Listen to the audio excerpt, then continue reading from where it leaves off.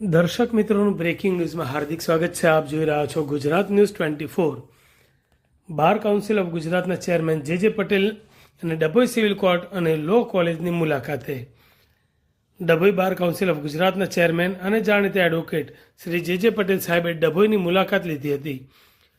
આ મુલાકાત દરમિયાન તેમણે ડભોઈ સિવિલ કોર્ટ તેમજ સ્થાનિક લો કોલેજની મુલાકાત લઈ વકીલો અને વિદ્યાર્થીઓ સાથે ખાસ સંવાદ કર્યો હતો. વકીલોના હિત માટેની લડત અને માર્ગદર્શન માટે ઉલ્લેખનીય છે કે જે પટેલ સાહેબ છેલ્લા લાંબા સમયથી સમગ્ર ગુજરાતના વકીલોના પડતર પ્રશ્નો તેમના હિતો માટે લડી રહ્યા છે.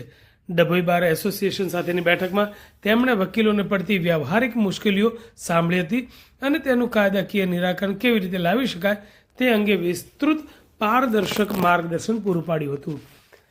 તેમણે વકીલોના નાના મોટા તમામ પ્રશ્નોની ગંભીરતાથી સમજીને તેને ઉકેલ લાવવા માટે બાર કાઉન્સિલ તરફથી પૂરતો સહયોગ આપવાની ખાતરી પણ આપી હતી.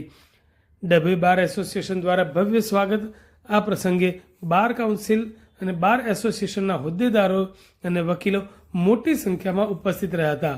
કાર્યક્રમમાં આરીફભાઈ મકરાણી, પ્રમુખ ડભોઈ બાર એસોસિએશન, રાજેશભાઈ વસાવા, ઉપપ્રમુખ મોહસિનભાઈ મંસૂરી મંત્રી, અનુજભાઈ જે પટેલ મહામંત્રી, આ ઉપરાંત શહેરના અન્ય વરિષ્ઠ અને યુવા ધારાશાસ્ત્રીઓ પણ મોટી સંખ્યામાં હાજર રહ્યા હતા. સમગ્ર કાર્યક્રમ દરમિયાન વકીલોમાં એક ઉત્સાહનો માહોલ જોવા મળ્યો હતો અને ચેરમેન શ્રીના માર્ગદર્શનને સૌએ આવકાર્યું હતું.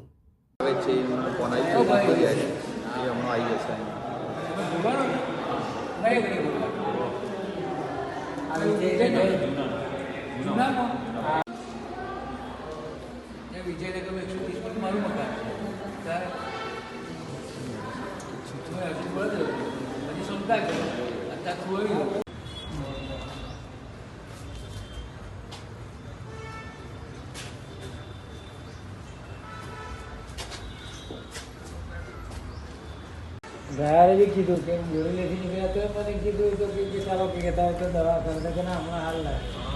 ફરી પાછું ગામડી હતી પછી કે છે વેગા આવું ગામડી પડે વેગા તો બિચારો ઉતારીને લાવ્યો પણ